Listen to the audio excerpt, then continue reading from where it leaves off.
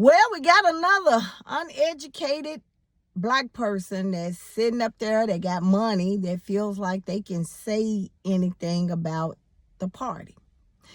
They say Nick Cannon, you know who Nick Cannon is, the wilding out guy, says that the Democratic Party is the party of the KKK. That's not true. That is far from true.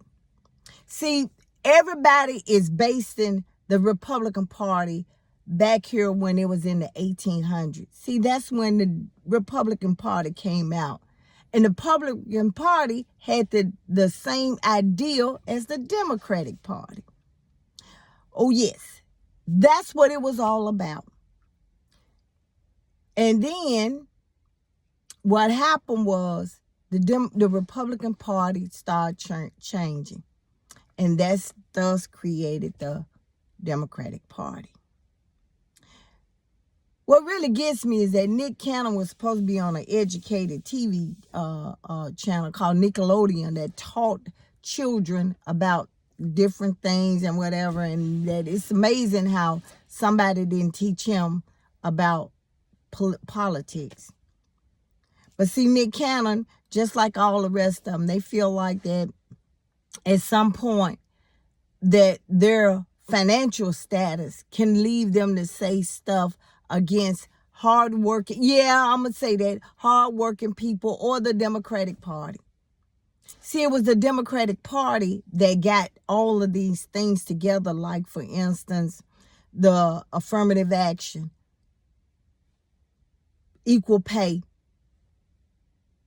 where you won't have to sit here and you can have all these babies and yet you got an income.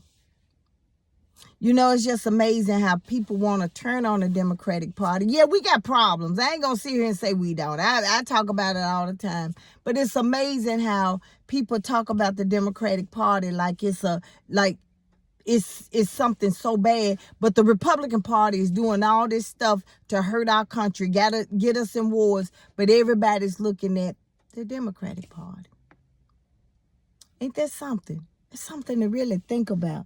Here it is. The Republican Party is reversing DEI. They're reversing everything that's under the Title VII Civil Rights Act. They're trying to sit here and go back to 1796, which is the Jim Crow era.